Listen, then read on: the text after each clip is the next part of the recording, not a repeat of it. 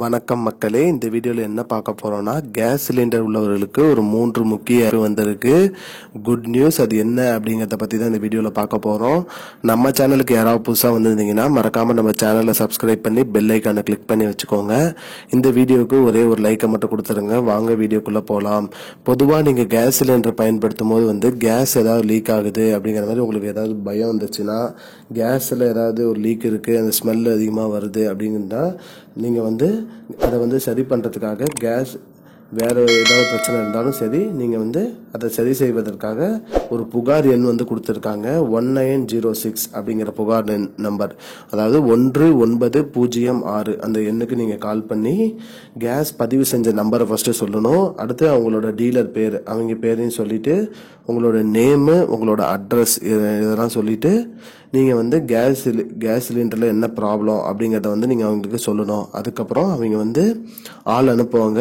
அந்த உங்களோட பதிவை அவங்க ஏத்துட்டு உங்களுக்கு ஒரு குறுஞ்செய்தி வரும். அதுல அது யார் சரி பண்ண வராங்களோ அந்த மெக்கானிக்கோட நேம் நம்பர், ஒரு ஓடிபி நம்பர் ஒன்று வரும்.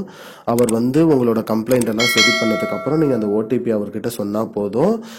சிலிண்டர்ல எந்த ஒரு பிரச்சனை இருந்தாலும் நீங்க அமௌண்ட் ₹1 கூட கொடுக்க தேவையில்ல. அதே ரெகுலேட்டர் இல்ல ஓஸ்ல ஏதாவது ப்ராப்ளம்னா அதை நீங்க சேஞ்ச் பண்றதுக்கு மட்டும் பைசா கொடுத்தா போதும்.